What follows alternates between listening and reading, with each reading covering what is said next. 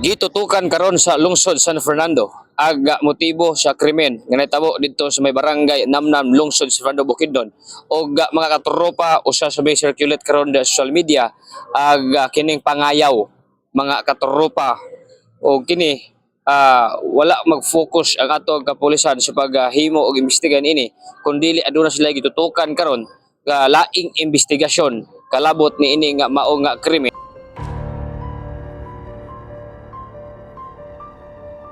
Unsay nilusot sa inyong investigasyon sir kay ni-circulate karon sa social media nga usa kini kapangayaw ang hitabo nga babae nga nakaplagan diya sa mao nga lugar sir. Bahin sa kanang ni-circulate sa social media, dili pa mi makatubag ing ana no nga kana ang motibo sa pagpatay. Napatay mga anggulo nga ginatutukan sa pagkakaroon. Pwede mo sayaran sir kung unsa orasan ni nahitabo ug aha padulong kini nga magtiayon nag-ingon talaga nga biktima diya sa may hilit nga bahin sa Namnam San Fernando sir. No, natay hacking incident nahitabo ni mga alas 5:15 sa buntag no, na report mga alas 7:15 na. So Marso 4, 2026 diya sa Puruksi, Barangay Namnam, San Fernando, Bukidnon. More or less 18 kilometers gikan diri sa istasyon. Walay signal sa cellphone dito.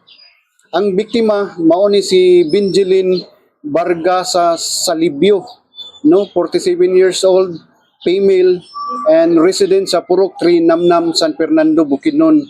O ang isa ka biktima mao ni si Jimmy Cotor Tihada, male, legal age, and resident of Purok 3, Namnam, San Fernando, Bukidnon.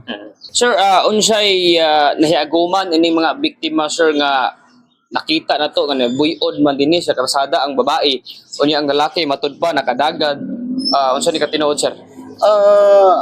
Base sa kuan no na siya ang babae na ay samad sa iyang tiyan o sa kining sa liog. So mao ni among gituhuan na kuan sa iyang sa iyang hinanaling kamatayon. Unsa katinuod sir nga gilaslas ang tiyan niya gilaslas?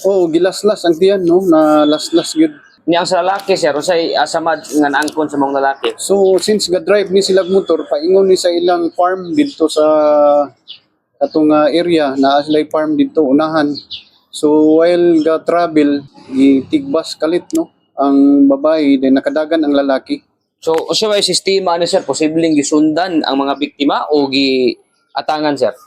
Posible sa base sa mga kuan dito, mga traces sa mga footmarks na dito sa kuan, amuranin sila giatangan man siguro, giatangan. So sir unsay inyong gitan-aw karon nga motibo nini nga mao nga krimen sir?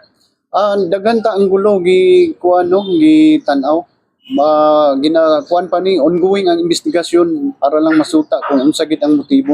Kay sa mga bahin sa mga istorya, so amo pa nang ginabalidate kay para ma-prove then matagaan ng hustisya ang biktima.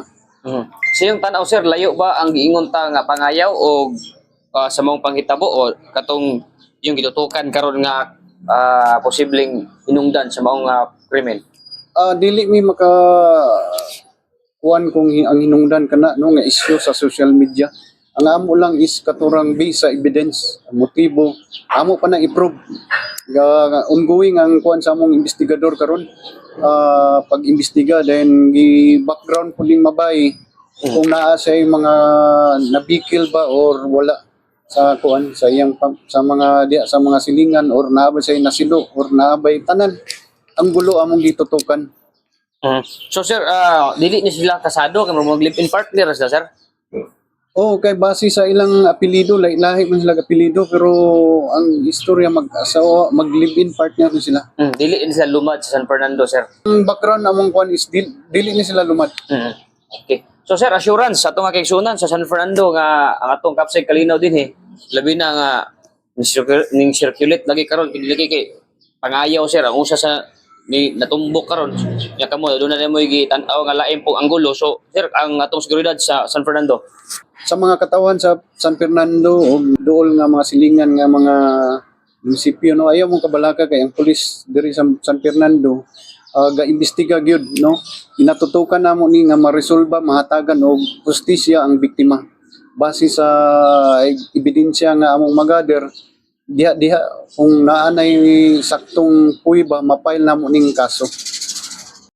Personal nga gibisita sa XFM News Team aga Provincial Hospital sa San Fernando, Bukidnon. Kung asa gidala ang lalaking biktima nga si Jimmy apan voluntado kini nga nigawas og matud pa nangita og laing tambalanan alang sa nahiagom nga lawm nga samad niini sa iyaga bukton.